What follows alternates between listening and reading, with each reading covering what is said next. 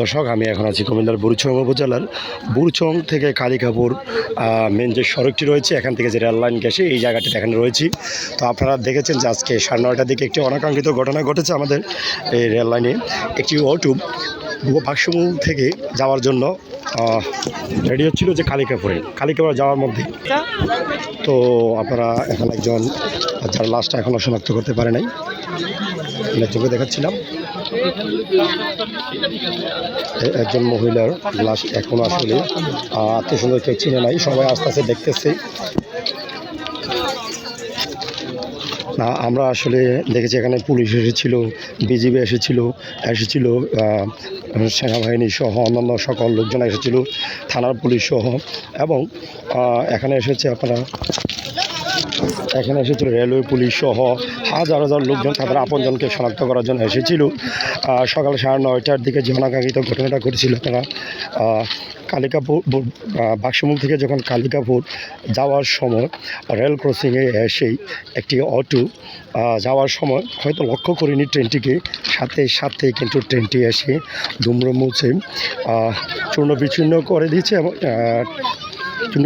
দিয়েছে অটোটিকে, এবং সাথে অটোতে থাকা 7 জনকে একেবারে দুমড়ে শেষ করে দিচ্ছে। এর মধ্যে 5 জন জায়গার মধ্যে মানে স্পট ডেড, এবং 2জনকে হসপিটাল নিয়েছে। এর মধ্যে 1জন হসপিটালে মৃত্যুবরণ করেছে, আরেকজন ঢাকাতে রয়েছে। মোট 7 জন। তবে মোটামুটি 5 জনের হ্যাঁ ভাই, নামগুলো একটু বলতে পারবেন? কারা মারা গেছিল? মোহাম্মদ সাজুমিয়া, উনি হলো ড্রাইভার, আর দাদুর দেলুমিয়া, উনি আমার বাচ্চা আছে, ঢাকাতে নিয়ে গেছে। তারপরে সোহেলের আম্মা, অতুচালা সোহেলের আম্মা, মিজোর ভাই আশফ ভাইয়ের ওয়াইফ, তারপরে ওই যে মাজলফার ইউসুফ মিয়ার ছেলের বউ, মানে 5 জনের, আমরা 7 জনের নাম জানতে পারছি। ওনার সাথে বাচ্চা ছিল, বাচ্চা সহ 7 জন, আর এটা সারা সবগুলো মোটামুটি শিওর হয়ে গেছে। এটা সহ কতজন?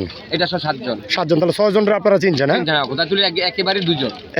আর 2 জন, মানে 1জন এখনো বেঁচে আছে? হ্যাঁ, 1জন এখনো বেঁচে আছে, ঢাকাতে নিয়ে গেছে। উনি তো মনে হয়, আমি একটু আগে জানতে পারছি যে উনি দাউদকান্দি পর্যন্ত গেছে, দুলালের হাইট দিয়ে এখন বাচ্চা আছে। তাহলে 90% শিওর মৃত্যু হয়ে যাবে। মানে পুলিশ বলছে যে ঢাকাতে নেওয়া দরকার, বাড়িতে নিয়ে যান। তারপরে এরা সন্তানরা মানে অনেক করে ঢাকাতে নেওয়ার চেষ্টা করছে, নেওয়া যায় না। আচ্ছা, তো সুপ্রিয় দর্শক, আপনাদেরকে আমি দেখেছিলাম যে একেবারে পুরো সড়কের যে অবস্থানটা। এখন যে একজন